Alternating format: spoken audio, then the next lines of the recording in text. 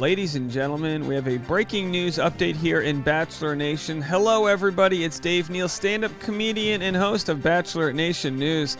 Clayton Echard just issued a statement on Instagram apologizing to Elizabeth.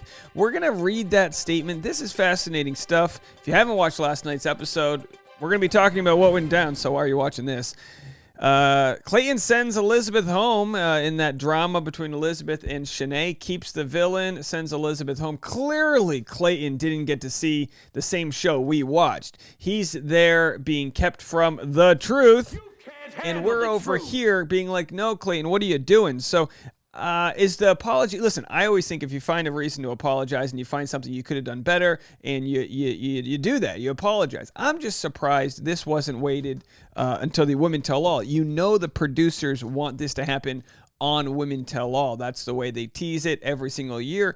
Last year, we saw Rachel Kirkconnell taking to Instagram TV, which is now, I think, defunct. It's just Instagram videos, to issue a 9-minute video apologizing for everything that happened in her world. And I guess this is going to become the norm, where when we see something on TV that we need an apology for, that the crowd's demanding it versus waiting for it all to play out. Because we're watching this in real time going, oh my gosh, this is wild how much injustice has been, sent Elizabeth's way, which I completely agree with. Shanae needs to be the person to apologize. Clayton, you know what I say, you try the best with the information you have. He thought there was just a fight. You know what I mean? And people say, well, 20 women against one. Couldn't you have decided whose side to be on? Well, if we look at Katie Thurston's season, Thomas was 20 versus Thomas, and he turned out to be a pretty much okay person. You know what I mean? So I wouldn't use that as an example of mob justice. But we'll get into this. Of course, last year's crowd favorites, or last season, I should say, Nate and Michelle watching. Here's their reaction to Clayton sending Elizabeth home. Clayton, no! No! Clayton, no! No! No! Elizabeth. Look at Michelle. Michelle's every wife, every fiance, every girlfriend just trying to calm her guy down. It's okay. It's all right. We have neighbors. We signed a lease. You're being loud. Wow.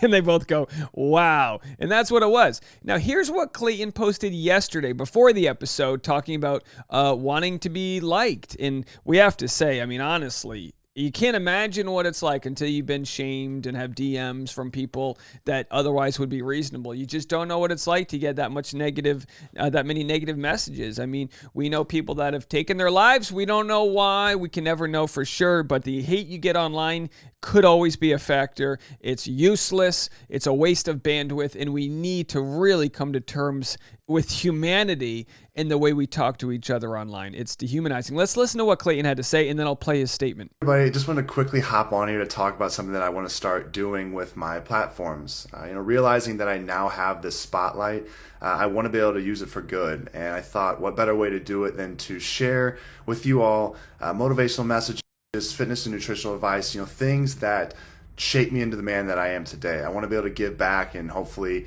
somebody through hearing these stories can learn a thing or two. And so that's the hope. And I'm really excited to see where this can go. I like that. Okay, so for the first thing that I want to share, this is really applicable to my life right now. It's talking about the really innate desire to be liked. This is something that I was sent a podcast from a friend about a year ago, and it really talked about how we have this innate desire to be liked. That goes back from the hunter-gatherer days, where hunters would go out, get the food, and they'd bring it back to their tribe, and those that were liked were fed, and those that weren't liked were not fed and didn't survive, essentially. So that's something instinctual that we have in the back of our minds. Obviously, nowadays you can be hated and still buy groceries at the stores, so that's no longer necessary. I think it's just really interesting because it shows you, like, we can be aware that it's instinctual, but we don't need to be liked by everybody anymore. It's just not possible. I know that myself, but what's most important is that you have an inner circle around you that loves you and cares about you, and if they are loving you unconditionally, then you're probably doing it all right, and that's all you need to worry about at the end of the day is their opinion.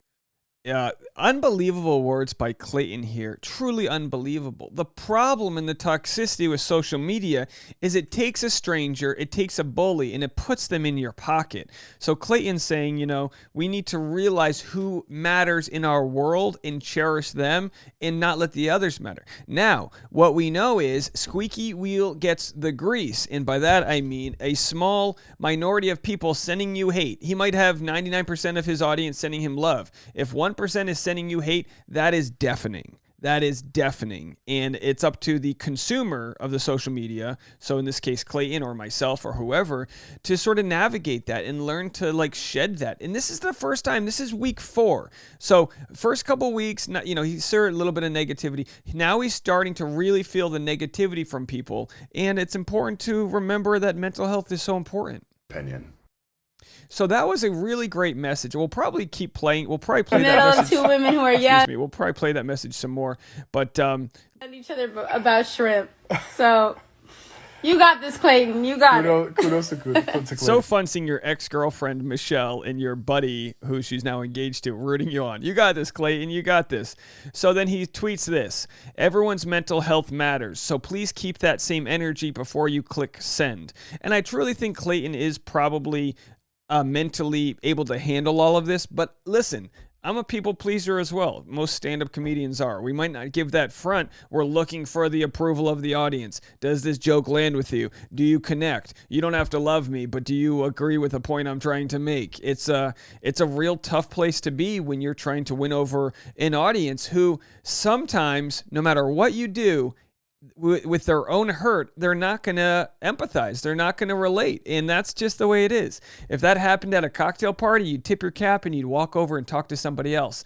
But because it's just in our faces, it's this self-flagellating whip we just like to whip ourselves with, metaphorically, because, it's like you can't turn away from a train wreck. So Clayton, he probably wanted to wait to address this until the woman tell all, as he said. Let me see if I have the other quote there. He said he was going to wait till the women tell all. I can't find that right offhand. Here it is. I'm looking forward to having an open and honest discussion at the Women Tell All with what all happened. It's important to hold people accountable, including myself. So he's going to have that conversation, but I'm assuming he got plenty of DMs from people demanding an apology. And maybe he just wanted to give this apology. I don't know, whichever is true. But my guess, as I said before, is that I believe producers would have wanted to hold off on this because they're, of course, trying to monetize it. Not saying it's right. That's what it is. I'm sorry, Elizabeth, for what you're going through. I wish I could have seen what was happening when I wasn't there. I obviously knew y'all weren't in a good place with each other, but I thought at the time that it was solely petty drama. I would have sent Shanae home immediately for making fun of you for being neurodivergent had I known. Overall, the experience for me watching hasn't been fun, simply because I'm seeing all the damage that I caused. I really meant well, but my actions weren't always the best, as I now can see the repercussions from my decisions. I can promise you I'm learning from the mistakes, though, and I am doing everything in my power to come out the other side a better man. Now listen, Clayton might not be able to say this, but I will. He is not responsible for Shanae's actions. I understand and appreciate him owning up to his part in his decision making, but if you want to hold anyone responsible, it's the platform, and by that I mean the Bachelor producers, but most importantly, it is Shanae. He doesn't need to be the one apologizing before Shanae. That's on her. Now, whether or not she will apologize, whether or not the Bachelor producers are holding her off until the women tell all, I'm not sure. I'm reserving judgment for 4 more weeks or 5 weeks, whenever it is. I have the privilege where, I can just wait and reserve judgment to see what the heck she says. With that said, she's been doing some pretty toxic stuff. She had liked someone's post that's calling Elizabeth fake because she got a nose job. She's leaning into the shrimp gate. She may not properly understand how many people don't like the fact that she was making fun of someone's neurodivergency. I mean, you're essentially criticizing someone's brain for operating differently than yours. Very ignorant to do, to assume that, yours is the right way and then these other people are the flawed ones because they have to sort of come to different processes to cope with the way that they are. So Here's a Bachelor fan take. Can agree with everybody. Again, I'm not saying this is a platitude or whatever, but I think we're all on the same page here. Where he says, "Dear Bachelor production, while the Shanae shrimp stuff is funny, the ease with which she attacks people with neurodevelopmental disorders is not.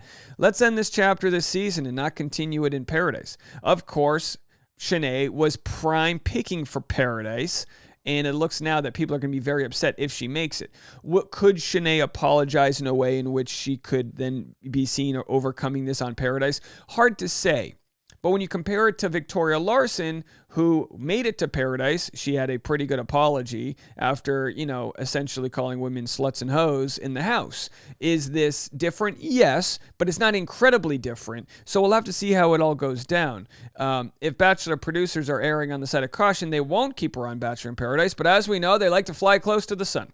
So we'll have to see how that all goes. So that's what Elizabeth shared the Bachelor Fan Takes post and says, "To be addressed tomorrow. I see you. I love you. I see you. I am you." I can't read that. I see you. I am you. I love you. We will not be silenced. And you know what?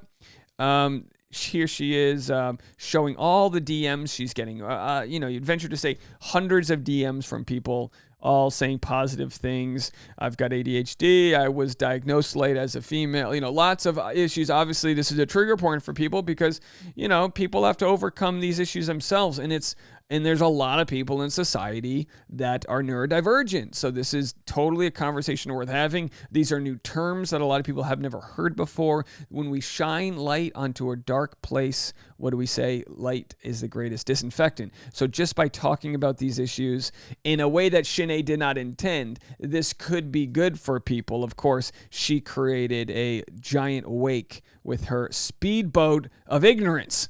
So Elizabeth has a statement last night. "As I go to sleep tonight, a quote rings true in my head. It's simple and it's true.